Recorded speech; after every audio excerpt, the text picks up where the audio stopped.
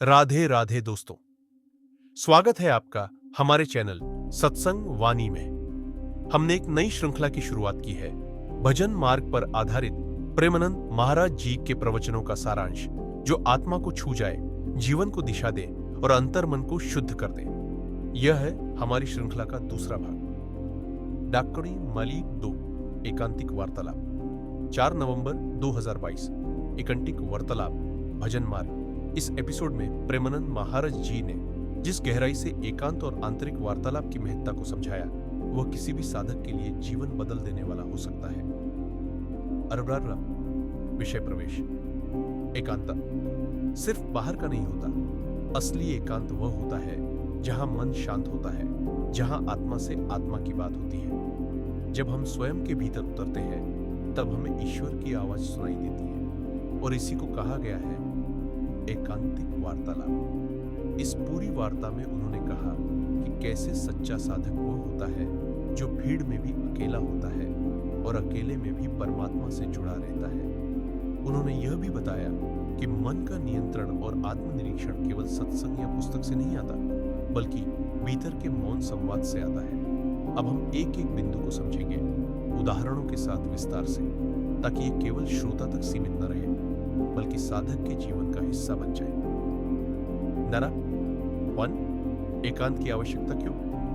प्रेमानंद जी कहते हैं कि जब तक आत्मा को शांति नहीं मिलेगी, तब तक संसार का कोई सुख स्थायी नहीं लगेगा। वह शांति तब आती है जब हम हर दिन थोड़ा थोड़ा समय स्वयं से वार्तालाप के लिए निकालें। सवाल उदाहरण, मीराबाई का मौन। मीराबाई जब राजमहल में रहती थी, तब भी उनका मन केवल कृष्ण में डूबा रहता था।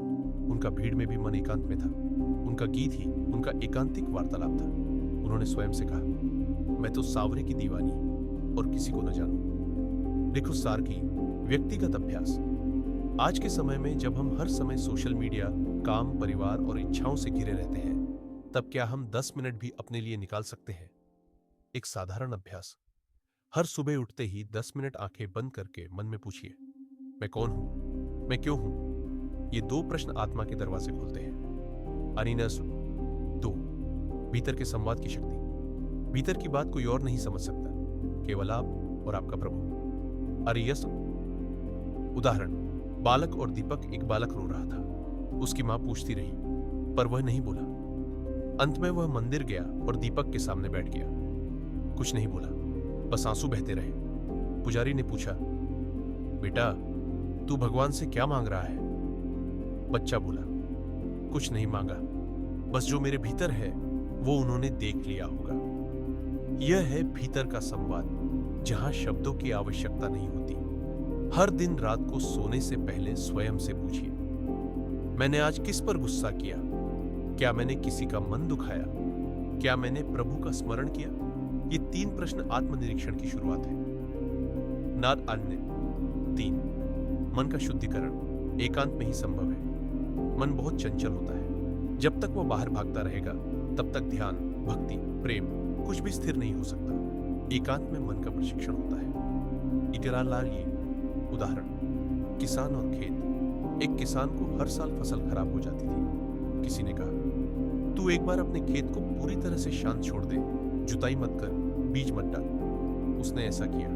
कुछ महीने बाद मिट्टी प्राकृतिक रूप से उपजाऊ हो गई। ठीक वैसे ही जब हम अपने मन को कुछ न करने का समय देते हैं, वह स्वतः शुद्ध होता है। मोबाइल बंद करें, कोई बात न करें, केवल अपने साथ रहे, अपनी सांसों को देखें। धीरे धीरे यह अभ्यास मन को प्रशिक्षित करेगा। नास न खोर एकांत बनाम अकेलापन। बहुत से लोग समझते हैं कि एकांत मतलब अकेलापन, लेकिन दोनों में फर्क है। अकेलापन जब आप भीड़ से कटे हो और दुखी हो।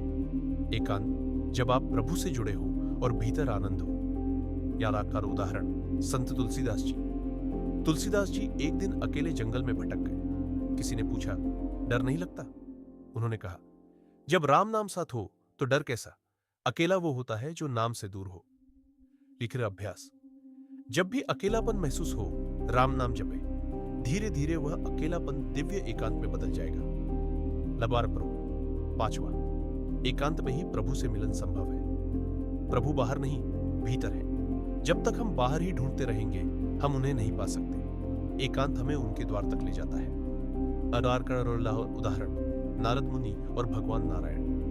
नारद मुनि ने एक बार पूछा, प्रभु आप कहाँ रहते हैं? भगवान नारायण बोले, जहां भक्त मुझे याद करता है वहीं मैं रहता हूं। जब भक्त अकेला बैठकर आंखें बंद करता है और कहता है, हे प्रभु मुझे स्वीकार करो, वही मिलन की घड़ी होती है। अर्रास सब्सक्रिप्शन की विनती। अगर आप भी चाहते हैं कि जीवन में शांति आए, आत्मा से संपर्क बने और अंदर से परमात्मा की आवाज सुनाई दे, तो इस चैनल को अभी सब्सक्राइब करें। हर दिन ऐसी ही एक प्रेरणादायक, हृदय को छू लेने वाली आध्यात्मिक वार्ता आपके जीवन में नई ऊर्जा लाएगी। नई आद्यदादत निष्कर्ष प्रेमानंद महाराज जी की इस दूसरी वार्ता से हम ये सीखते हैं।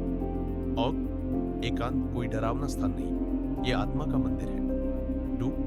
भीड़ में भी प्रभु को याद किया जा सकता है अगर मन भीतर झांके। 3. अपने अंदर झांकने का अभ्यास ही वास्तविक ध्यान है। 4. खुद से पूछे गए प्रश्न आत्मा को जागृत करते हैं। 5.